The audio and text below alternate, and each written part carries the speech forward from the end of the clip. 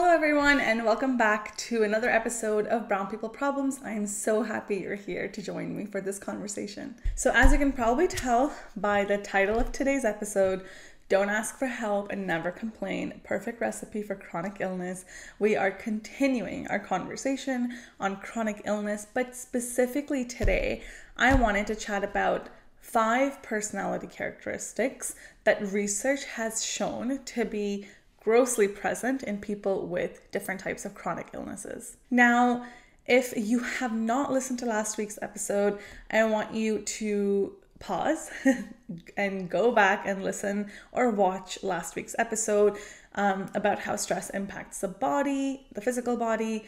I'm happy to wait for you to return to me, but the context in that episode is really important to understand what we're going to be chatting about today. So go ahead and do that if you haven't already. Everything that we're going to be talking about today is based on Dr. Gabor Maté's research, 30 years worth of research on chronic illness, and particularly a lot of what's been summarized in this book, which is called When the Body Says No.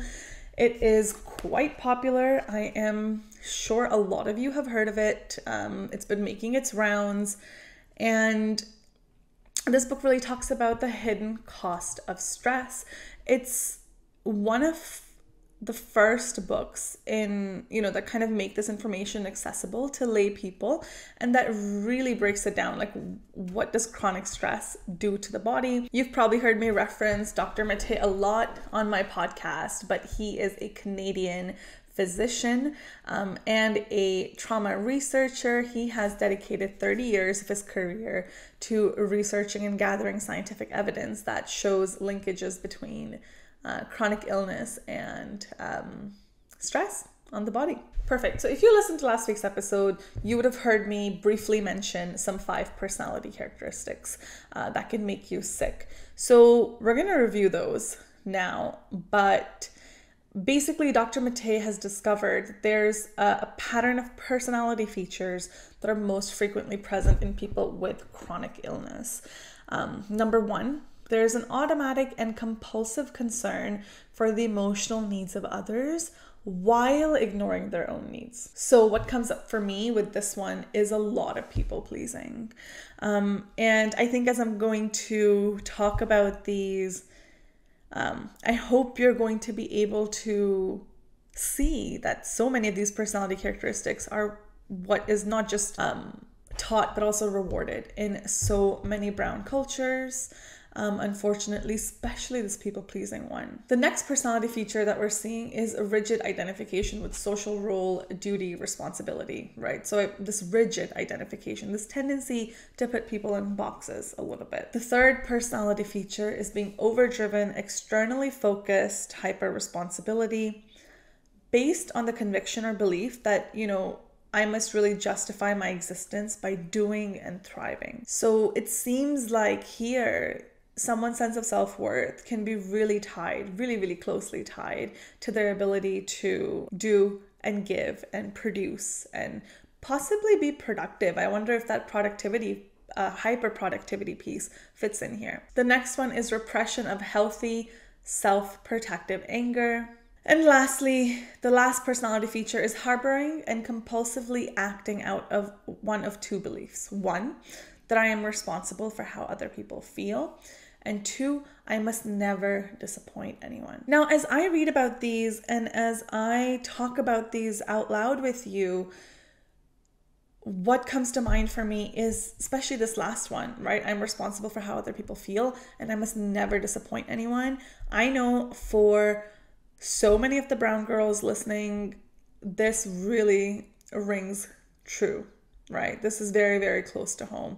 This belief that I'm responsible for how other people feel. I don't want to make any gross generalizations, which is something that I think I'm very clear about on this podcast. However, I think there's a certain trend that we see in many brown households and in many brown subcultures, which is that we socialize our girls and our women to be peacekeepers, right? They gotta think about everyone else before themselves. They gotta be attuned to everybody else's needs. And while there can be a lot of compassion in that, and obviously like a lot of benefit in that, it's not entirely a bad practice or a skill to hold. This, again, it's like gross identification with this, that I'm responsible, how other people feel, and I must never disappoint anyone. You can just see how someone can really internalize, right? Internalize those beliefs, and those beliefs can really just start to dictate how they move about in life, how they do life, how they make their choices. This other personality characteristic that really kind of made me think was automatic and compulsive concern for the emotional needs of others while ignoring your own needs. And I don't know what image comes to mind for you as I say this, but what comes to mind for me is this generic image of, like a brown mom, right? We know that like a lot of brown mums, grandmoms, aunts, just these like maternal figures in the culture, we constantly see them as these women who are very self-sacrificial, who will put their needs aside for the needs of the family. Family comes first.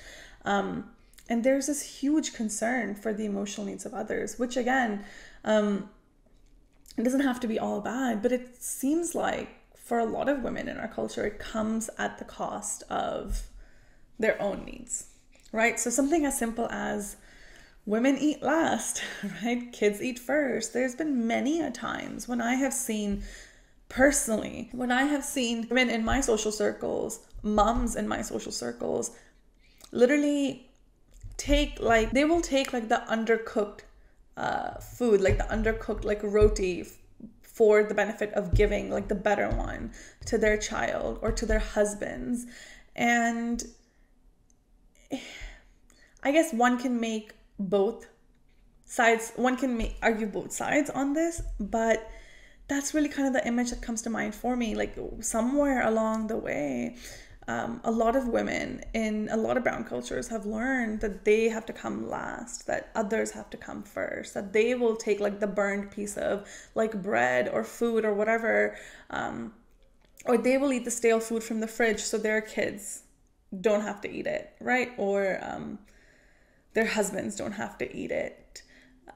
Chronically, this becomes like a chronic practice. And another one that really kind of hits close to home for me is this repression of healthy anger, healthy self-protective anger. Now, if you follow me on Instagram, you've definitely heard me harp on about this quite a bit. If you are in my personal life and you're watching this, hello, thank you for being here. Tell me how you like the episode. But if you're in my personal life and you're watching this, you know how much I harp on about this. This just lack of support for a lot of us to feel our anger. Anger is already like a very controversial emotion. Anger is not something that is very like socially condoned or rewarded. And, God forbid if you're a woman displaying anger or if you are a brown woman showing anger. So this one can be really, really tough to navigate. But I want to make a distinction here. We are not talking about rage, hostility, violence. We are talking about healthy anger. So healthy, righteous, self-protective anger. Anger that comes up when you've been disrespected or boundaries have been crossed is healthy anger because it's prompting you to create a boundary and say, hey, I don't deserve this. I feel disrespected. It's encouraging you to stand up for yourself. That is a healthy anger. But lashing out in rage, engaging in hostile behaviors, violent behaviors, those are not healthy expressions of anger, and those are not what we're talking about or condoning here. As I reflected on this, I thought about how so many brown women in my circle and my family, I've seen them express irritation a lot, but I've rarely ever seen people truly express anger. And this has been something I think that has been a journey for a lot of us. For myself particularly, I spent a long time and a lot of money in therapy trying to really kind of access that. If we're not told that it's okay for us to feel our anger, if every time we do feel our anger, it's, shut down and we're labeled as difficult or unreasonable, then that anger doesn't have any safe space to express itself. And over time, we really internalize these beliefs, right? We like swallow them down. And so it can become really, really hard to access that emotion. I see women day in and day out who, at being disrespected, will experience a lot of sadness and shame. And sadness, while being a very healthy emotion, it's not prompting that type of self-protective action. Sadness can prompt a lot of compassion, but not that self-protective boundary setting. And shame, we know shame is not a healthy emotion. Unfortunately, some people will really argue with me on here, but guilt is a healthy emotion where guilt tells us, hey, we did something wrong. Shame is really identity-based. Shame tells you that you are wrong, right? To quote Brene Brown, amazing side note, lovely author, speaker, check her out. But guilt tells you you've done something wrong. Shame tells you, hey, you are wrong. So it's very identity focused. So we start to associate all of our sense of self-worth with how we're acting and how we're behaving. These are the 5 characteristics that Dr. Maté talks about that have been found, time and time again with people with chronic illness.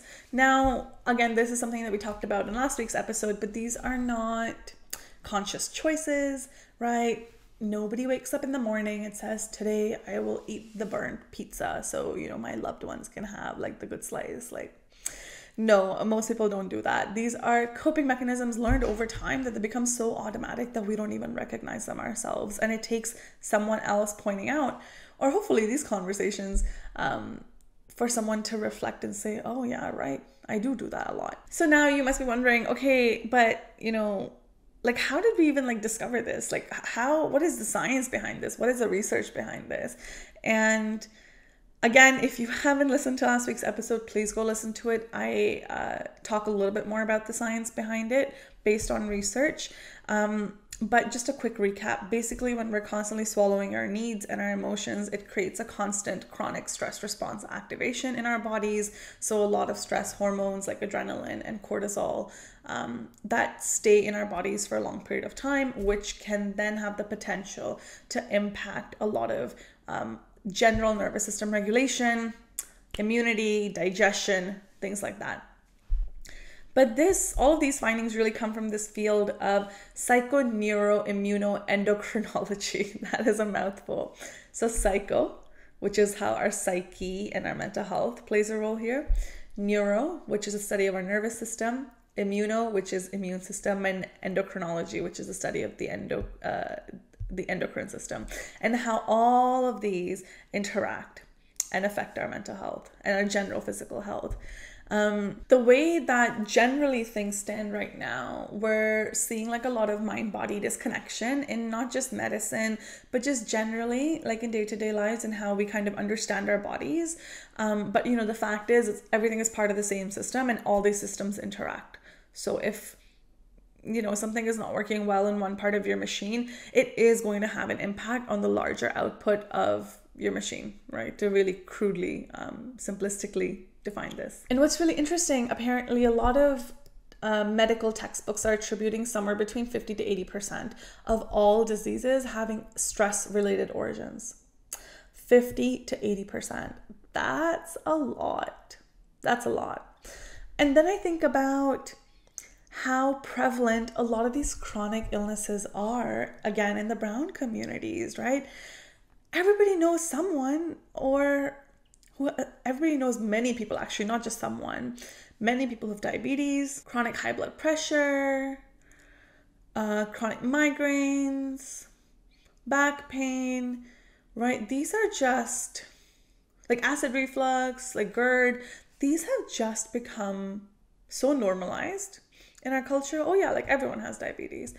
But just because it's normalized doesn't mean that it's normal. We have now enough studies showing us how stress alters our immune function, right?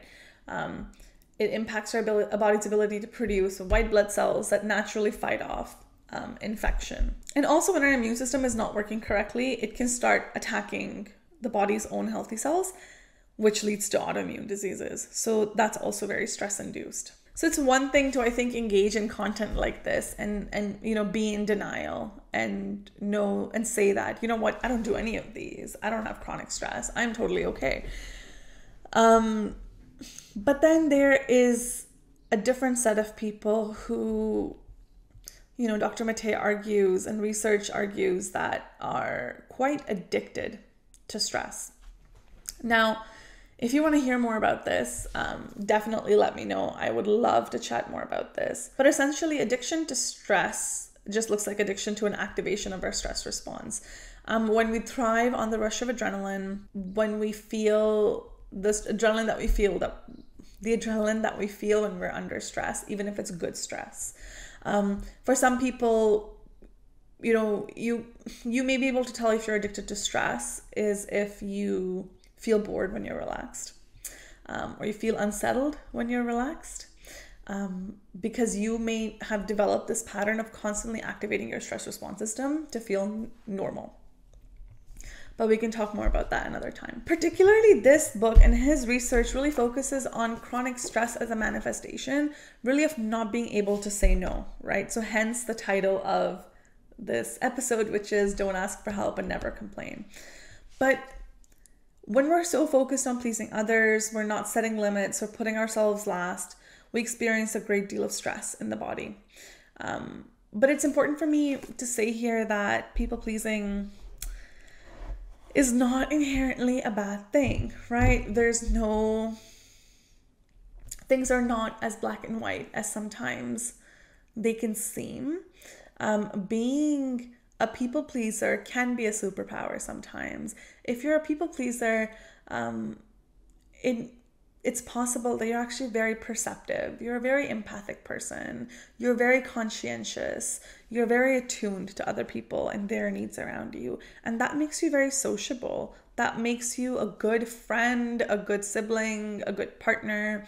That makes you very caring. It can become a problem when it's constantly coming at the cost of us sacrificing our own selves and our own needs. So there's many different versions of people pleasing and saying no. I'll share with you a list and see if any of them feel true. 1, you don't like to say no or disappoint others. 2, you feel obligated to help others all the time. 3, you're a caregiver for someone. 4, you're an overachiever or a workaholic. 5, you live in reaction to others. So what that means is just constantly feeling like on the lookout for how people are going to react to what you're doing or saying. Next, you put others' happiness before your own. You're a perfectionist. You're worried about other people's opinions or judgments. You feel inadequate. You don't like to ask for help or feel that you don't need help. A side note, this is something that I notice so much in brown men.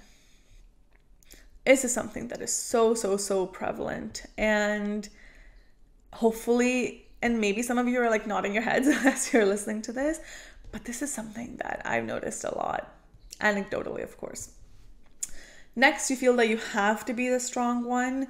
This can actually be a personality characteristic that many eldest children feel, right, in a family, especially if you're like the eldest daughter in a brown family. That can be tough. You're essentially just a single parent at that point. You're hypervigilant. You feel that you need to be in control. You feel that you're responsible for everything. You feel most comfortable conforming to other people's expectations. You like to avoid conflict. You don't like to offend others. You never feel angry. And this may mean that you aren't recognizing or processing your anger when it's coming up. Or you feel angry, but you don't express it outwardly. If you need to pause and go back and listen to those, feel free. A lot of these rang true for me and just in what I've observed in people in my life. It's interesting because the book also talks about these different personality types as well. So, you know, we know type A personality, type B personality, but there's also a type C personality. So type A's are, you know, people who are competitive, they're fast moving, they're hardworking, they're like tense. Unfortunately, the term uptight is used sometimes to describe them. Type B personalities tend to be very easygoing, mild-mannered. They're not super competitive. You know, someone who's like a little bit more laid back. I often like to make this joke that there's two types of people in this world, type A and type B, and they somehow find each other and marry each other because so many partnerships involved usually women who are more type A and men who are more type B. The book talks about type C, and this personality was actually proposed in a relationship to skin cancer. So type C personalities can be similar to type B in terms that they are very cooperative, they can be patient, they can be passive, and they can be accepting. But type Bs, they can express their anger, fear, and sadness. Type Cs tend to suppress all negative emotions, especially anger. Now, not only are they suppressing negative emotions and anger, they can maintain like this like strong, happy facade, like everything is okay, when inside there's just like a lot of chaos. Research is showing us that type C personalities are more likely to be found in people who develop cancer and chronic autoimmune and neurodegenerative conditions. And interestingly, type A personalities are more prone to heart disease. I can see that with just being so like tense all the time. If you're curious, there's some really cool studies here that are linking certain personality features with very specific types of chronic illnesses. So there was a study that followed 1,400 people for 10 years, and they found that cancer was 40 times, 40. Cancer was 40 times higher among people who repressed their anger than those who did not. Another study found like lung cancer was 5 times higher in men who did not express their emotions effectively. We have studies in rheumatoid arthritis showing us that this sense of like hyper-independence is more present in people with rheumatoid arthritis. This belief that they can get through everything themselves, they don't need help from others. So this sense of hyper-independence, as well as a sense of perfectionism that they're seeing. Interestingly, research is showing that children with asthma tend to receive more criticism from their parents. So when these children feel frustrated or criticized, their airways narrow. And I wonder too if there is any research around anxiety in children with asthma. I'm gonna have to look that up after this. There was another study with 700 ulcerative colitis patients that found that a high proportion of them tend to have like OCD-like traits, over intellectualization, reduced expression of their emotions, and interestingly, very rigid attitudes towards morality and standards of behavior. So this tendency perhaps to see things as black and white or as all or nothing. Interestingly, ALS sufferers are described as being like workaholics, overachievers, and having a compulsive sense of duty to others. So that's some research. Make of that, what you may. Now let's talk a little bit about the solution. Essentially what, can be deduced from a lot of this research is we gotta find ways to put ourselves first and to let ourselves feel angry. Now, something that I like to kind of talk with folks a lot is if you're constantly used to putting other people first, it can feel like a huge leap to start to put yourself first. And that can feel really, really overwhelming. However, it doesn't have to be that way. Can we give ourselves the same importance that we give others, for example, right? So can we equalize the playing field a little bit if we're not ready to put ourselves and our needs first? Because for some people that can feel really selfish, and that then you probably have to do some work, thinking about and unpacking those beliefs there, where have I learned that this is selfish? But if I were to apply a lot of this research to the brown culture in general, I would say that a lot of these research suggested solutions can feel like they're leaps and bounds away, right? So for the brown moms listening, if you're the one who takes like the burnt, like whatever slice of bread, or you're the one who's eating the stale food from the fridge so your kids don't have to, you are not going to be able to give them the stale food, right? And make fresh food for yourself, because that would look like putting yourself first. But can you find ways to also not subject yourself to stale food, right? For example, can you equalize what you need, that your need for fresh food is also the same as everybody else's, right? Again, a very sort of like simplistic and mundane example, but I hope that kind of makes sense. You know, it seems like the research is saying is not that, okay, now we have to kind of just be these like super like selfish, mean people.